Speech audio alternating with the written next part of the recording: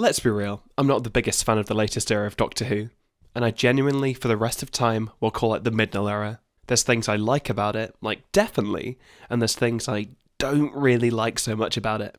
The Midnight era gave us lackluster companions with a lack of development and no 13 and Yaz kiss, when everything was there to build up to one and left us more questions than it ever answered. Despite its obvious flaws, I can't exactly claim that I've lost interest in the show, seeing as the past few years I've had this as my Twitter banner. That's right, Jodie Whittaker's smiling. We love our queen. 13 is our queen. 13 will always be our queen, but the next Doctor should have been a girl. After Ncuti Gatwa, it should be a woman, okay? It just should. I want to see how Russell does it. I want to see him or someone else, maybe someone younger. Maybe actual fucking someone who's under the age of fucking 40, right, for Doctor Who. Anyway, here's some things I think Chibnall might have done right? Maybe? The Timeless Child. This totally new concept that isn't stolen from Lung Barrow, which I haven't read. Essentially, it makes the Doctor immortal, which they were kind of doing anyway, like the Time Lords giving 11 a new regeneration cycle, as also seen when Missy, the War Master, and the Snake Master, Bruce, they give the old Crispy Master a new regeneration cycle due to shenanigans somehow. And unless the Time Lords restricted the Doctor's ability to regenerate an infinite amount of times, it just gives the show an excuse to be like, oh yeah, the main character's immortal, I guess, and always has been, and the Time Lords didn't even need to give them, all these extra cycles. It's all bullshit. I don't really see people talking about the Brendan incarnation of the Timeless Child, but it turns out I was just confused, and that's an analogue for the Timeless Child to cover up the fact that it was the Doctor the whole time. Brendan wasn't even real, which, insane. I mean, Chibnall did some wild shit with this Timeless Child arc. It also gave us the Fugitive Doctor, who was criminally underused. I hope Big Finish and the comics give us, a bunch of adventures with her, because she is fucking amazing. And when she appeared in only cameos after she first appeared properly, it was a real fucking letdown. It was so annoying. Such a shame. Also, Yaz just straight up accepts that, weren't you a tour guide? She says that. She literally says that to the fucking hologram, and she's just fucking ignores her, doesn't tell her anything, she never did. The Doctor doesn't tell Yaz shit. There are people who ship them together so fucking hard, but they were so bad for each other if they even were a thing. They weren't even a thing. They fucking broke up in Legend of the Sea Devils, and nobody, none of them would accept that. They broke up. They fucking broke up. Thasmin broke up. The Master. Sacha Dhawan. What a fucking guy. Before the reveal of O as the Master, I genuinely wanted him to be a new companion.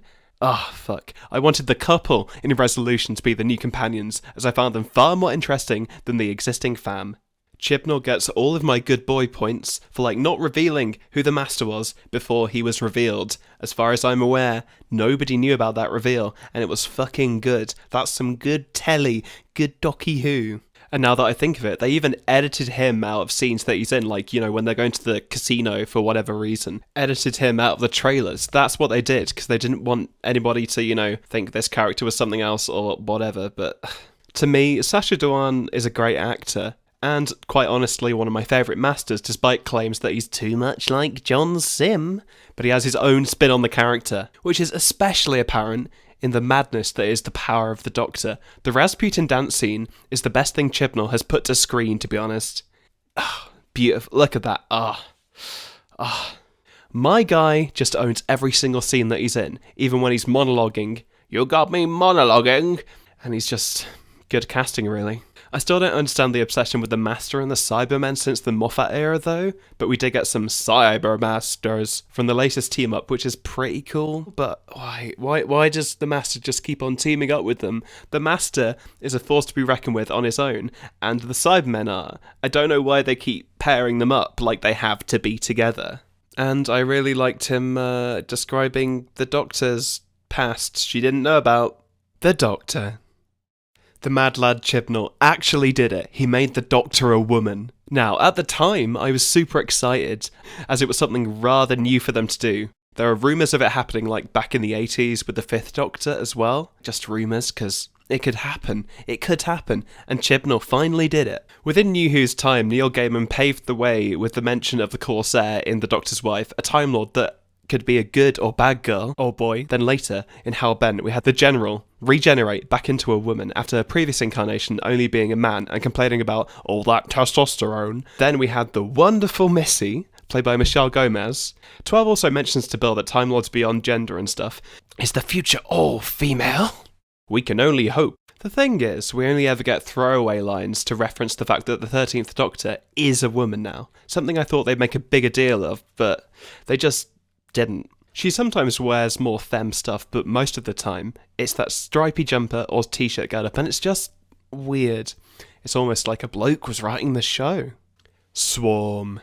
Honestly, Swarm is one of the campest and creepy blokes in the universe. My boy regenerates from blue raspberry into mixed berries with barely any explanation and honestly kills it with anything he does. He wears that killer suit and power walks like he means business. I think he's probably the best Chibnall penned villain, apart from the boy, the one, the only, Tim Shaw. Not. If Swarm looks at you from 20 miles away, you're gonna shit your pants. I guarantee. I do hope they'll bring him back in the future somehow, in whatever form that may be. He did meet an untimely demise due to time. Literal time. Disintegrator meets disintegrator, I guess. Literally. Like, come on, man. Who is this guy? A shard? Even a shard is cloned for some reason by Daddy Spymaster. What's my opinion on Azure? Well, I don't really have much of one. Like, she gets most of her dialogue in the 5th episode of Flux. Like, I don't understand. Looked great. Looked amazing. But she mostly felt unneeded. They just needed Swarm, honestly. A shard, or Ashad, or I don't know. This absolute unit creeping around in Villa and telling the fam he slits his kids' throats creates the most violent images in my head, and I love Maxine Alderton for that. Weirdly, Chibnall just sort of makes him a bit boring, but I bet he created him?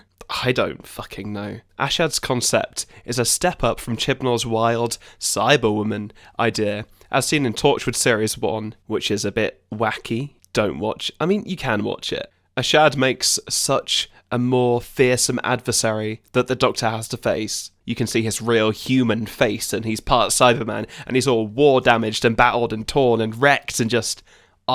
he's been through some stuff, man. He sure has some badass moments in Power of the Doctor, but nothing compared to his first appearance. I'd love to see him again, but under a better writer. It's not in London. Not every present-day Earth episode in the Midnight Era is based in London.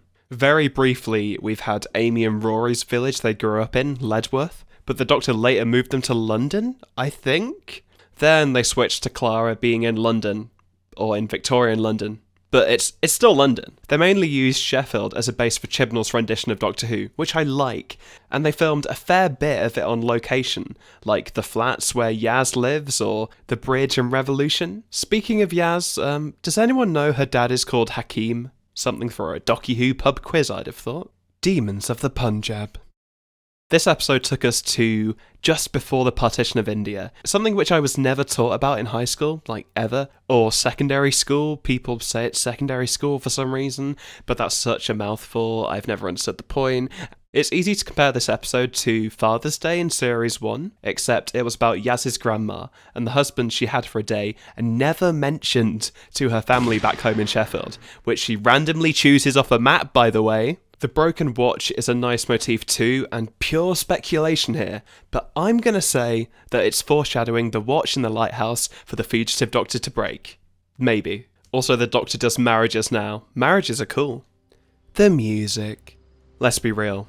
Sagan's first burst of music for this era was ambient and a gentle hum in the background when it did appear. The most recognisable theme would be the 13th Doctor's theme, which he used to end his run on the show with 13's regeneration. After Series 11, he does seem to give more bangers though, in my opinion, including whatever the main Flux theme is, and the new Cyberman theme. Sadly, none of his scores ever seem to live up to Murray Gold's. I think I speak for many when I say that his music is etched into their brain permanently because it's so dang catchy. Girl in the Fireplace. Dun, dun, da, dun, dun, da, dun, dun, da, dun, dun, dun, dun. If you didn't know, I'm a bit of a musician myself. I sing for Clara. It's not like I have a music degree or anything, you know, I'm just a dude, you know. If I was doing the music, I would have gone for a blend of both their styles, but making sure the tunes are catchy and iconic when appropriate for the scene, of course. Location, location, location. Impact font, orange. Place, dates. There's a lot of locations in the Chibnall era. Perhaps the Beeb gave Doctor Who a bit more budget. I don't know, but the changes in scenery and different locales gave it a bigger feel the times it was used. Demons of the Punjab, set in India/Pakistan. Praxeus had the fan basically globe-trotting. Flux was a wild trip around the universe, even though it could have easily been 5 minutes from BBC Wales for all we know. It felt bigger, and bigger is better.